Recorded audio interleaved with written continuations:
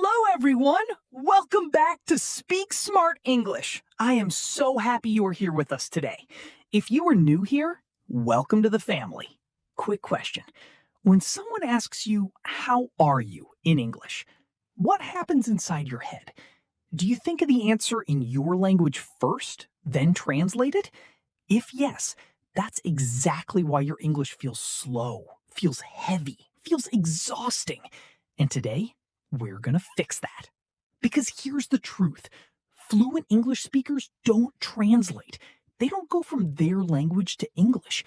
They just think in English directly. And the good news? You can train your brain to do the exact same thing. Stay with us, because by the end of this video, your brain will start working differently. We're going to show you simple, practical techniques that you can start using today. Not next week, not after more studying, today. So don't go anywhere, because this might be the most important English video you watch this year. Hey, great to have you all here. You know, I was actually thinking about this topic this morning while I was making coffee.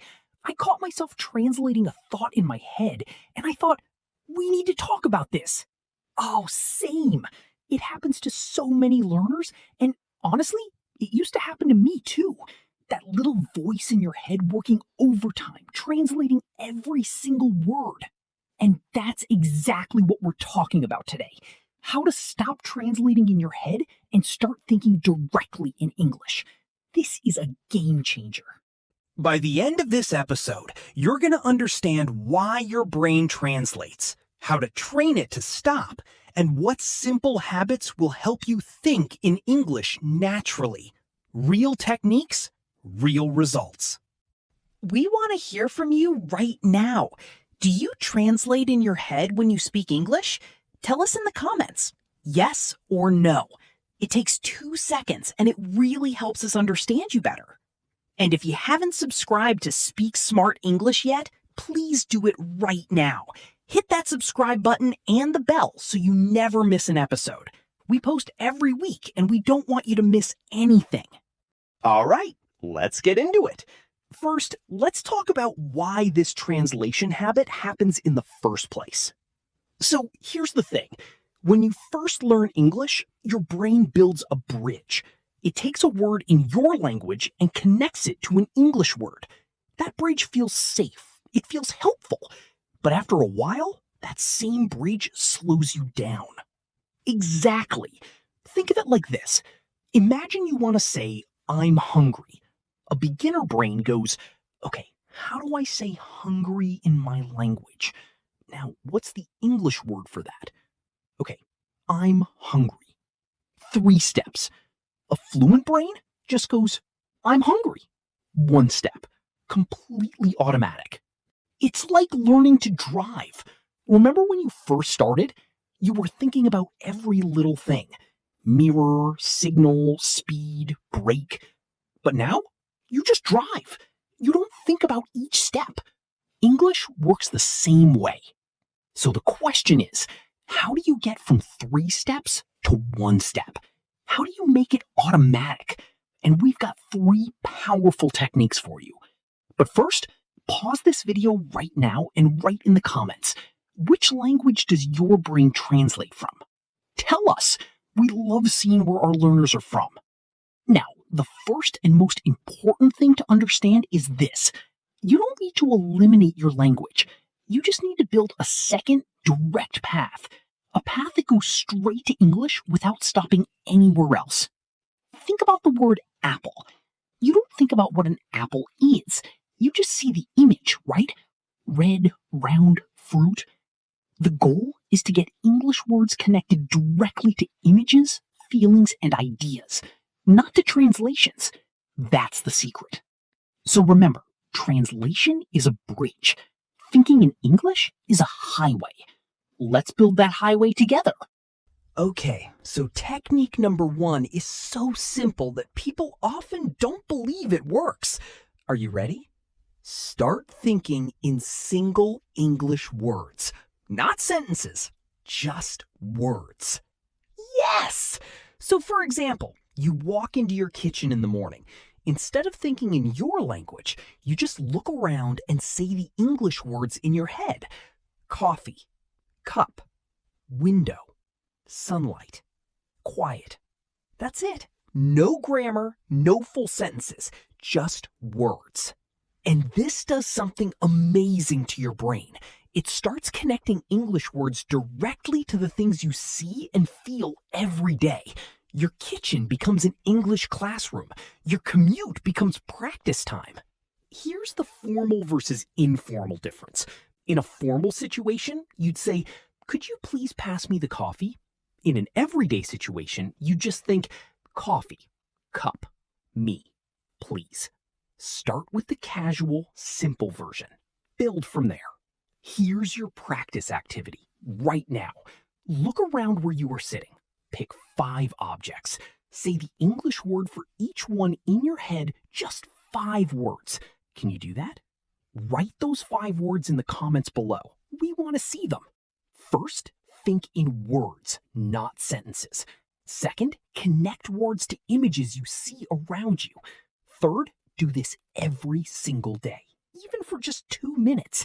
Small and consistent beats big and occasional every time. Technique number 2 might sound a little funny, but it is one of the most powerful things you can do.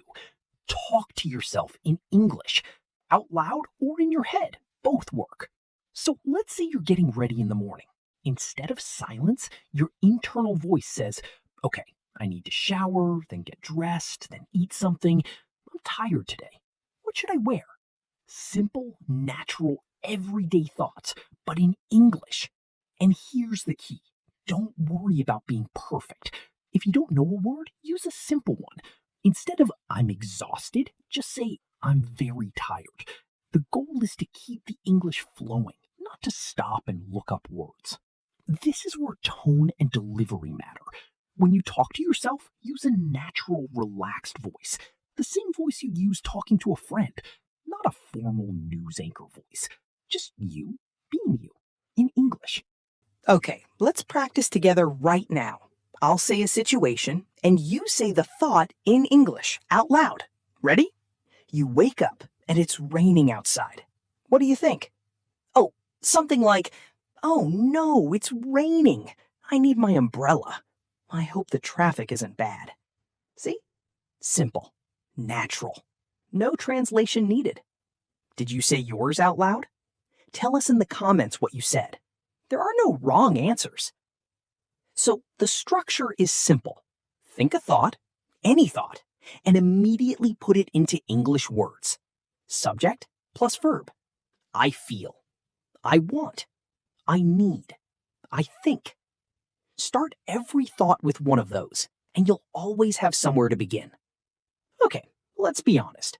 We've both made these mistakes, and so does almost every English learner. So let's look at them together, without any embarrassment. Mistake number 1.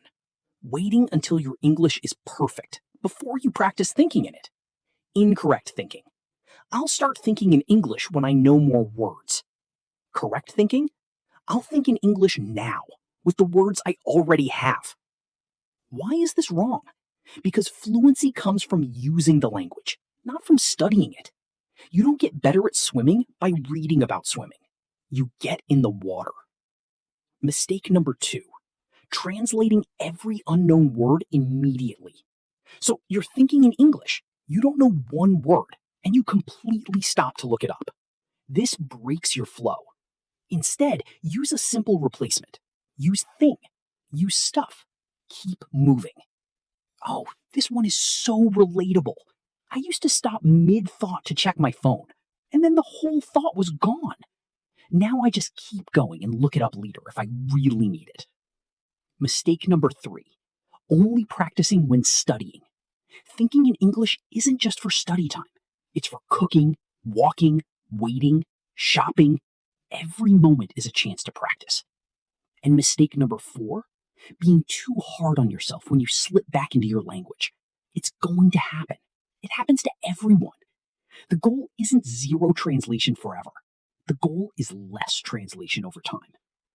You're building a new habit for your brain. That takes time. That takes repetition. and that takes kindness toward yourself. Every small step counts.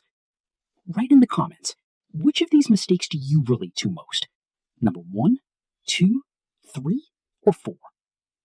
All right, let's do a quick choose the better option activity. I'll give you 2 sentences, and you pick which one sounds more natural for thinking in English. Situation 1. You're hungry. Option A, I am experiencing a sensation of hunger. Option B, I'm so hungry right now. Which one? Option B, obviously. That's how real people think and talk. Always go for the natural, simple version. Situation 2. You're bored. Option A, I'm bored. Option B, there is nothing of interest occurring for me currently. Say both of those out loud. You'll feel immediately which one your brain likes more. Your brain wants simple. Your brain wants fast. Give it option A every time. Now here's your challenge. Write your own sentence in the comments. Just one sentence about how you feel right now in English without translating. Just write it. It doesn't have to be perfect. Real conversation beats perfect grammar every single time. Done is better than perfect. Spoken is better than silent. Okay, what an episode! I genuinely feel like we covered something really important today. Something that can completely change how you experience English every single day. Let's do a quick recap. Number 1, understand that translation is a habit, and habits can be changed. Number 2, start thinking in single words and images to build direct connections. Number 3, talk to yourself in English every day with whatever words you already know. You don't need to be perfect. You don't need more vocabulary before you start. You just need to begin. Right now, today, with what you have. Because that's how fluency actually grows. Here's something to think about. What is one situation in your day where you could start thinking in English, starting tomorrow morning? Just one situation. Write it in the comments. Make it real by saying it out loud. And if this episode helped you, please give it a like. Share it with a friend who's learning English. And subscribe to Speak Smart English so you don't miss our next episode. Your support means everything to us, and it helps more learners find us. You are doing something amazing by choosing to improve yourself. Learning a language is not easy, but you are here, you are trying, and that already makes you someone special. Keep going. We believe in you. See you next time.